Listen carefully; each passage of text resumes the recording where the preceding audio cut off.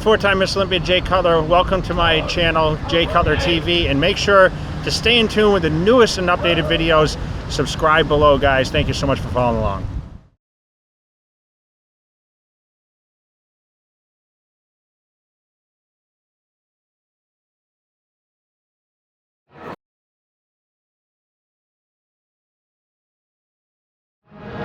Hi, Dave, I'm Max. We're back at the Mecca, and I love this show because it's as real as it gets. We're just training right now. We're doing some back with Biggie. Vahe right here was training right next to us, and he came in, Eric, and he says, "Hey, you guys are doing something." I see you guys all the time. Why don't you ask him what you were just asking him on camera, please, Vahe? So my question is, when you're doing the pull downs, is it better to go wide, narrow, or medium width? So when you do like a stiff arm pull down. A stiff arm pull down for that. Yeah. Gotcha. Yeah, so... Do you want to answer that? Well, I'll answer that and then we'll show it. Actually, it was a really good question. I'm so glad that he asked it because you see a lot of people doing that exercise with a wider grip.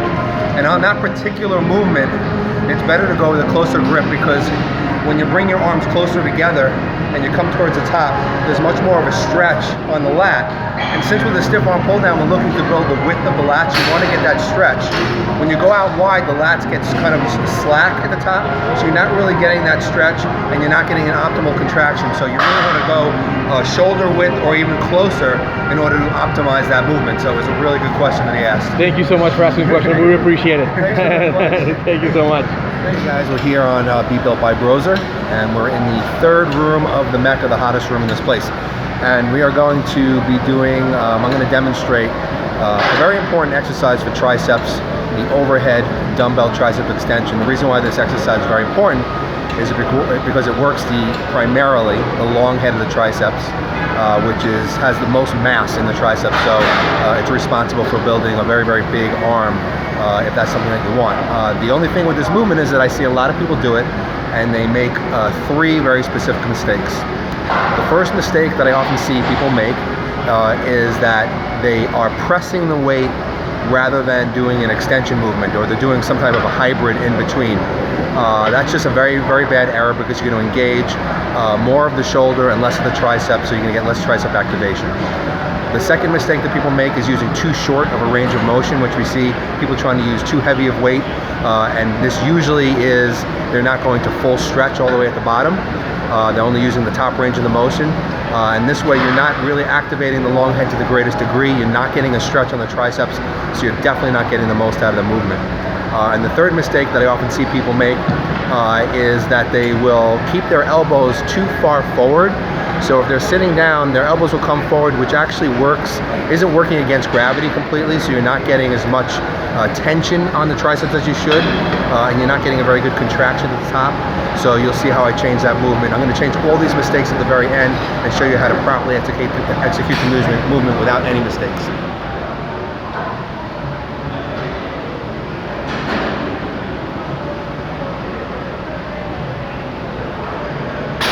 All right, Merlin, you got some good questions this week? Yeah, a couple of good questions I can answer on Ask Merlin Monday, even though it's Tuesday. Yeah, so anyway, I was asked a question about casein protein, and simply just asked if that was my preferred, protein for bodybuilders at night before bed. And it's not necessarily my preferred protein. It's my preferred protein if you're going to use a powder. It's certainly better than whey protein, which is fast acting in and out of the body really quickly. You need casein, which will digest very, very slowly and sort of trickle feed the amino acids into your system over anywhere between 4 and 7 hours at night, which is great while you're sleeping. So if you're going to use a powder, I would use a casein powder, but that doesn't mean you have to. You can use you can use steak, you can use cottage cheese, you can use even like chicken and have some fats with it, which will slow down the digestion. So I wouldn't worry too much and get yourself too crazy about exactly what kind of protein you eat before you go to bed. Just as long as you do have a protein meal right before you go to bed, and maybe add a little bit of essential fats to it, and that should keep you anabolic most of the night. And then even some people, I know that when I was growing up and I was looking to add some weight, I would actually keep a protein shake in the refrigerator or by my bed, wake up in the middle of the night when I would use the restroom and have another protein shake. So don't wake yourself up in the middle of the night to do that, but if you do naturally wake up in the middle of the night, there's nothing wrong with doing that. So casein's great before bed if you can use a powder, but it's not necessary. That's all I can say. Boom.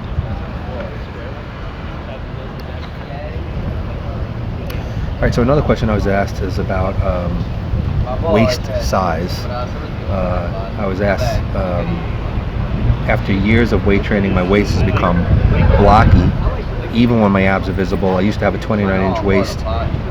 Now, even when I'm lean, it's at about 32 inches. Can I recommend any exercises to reduce waist size? Who's that, King Kamali? Oh, you open up a can of worms there.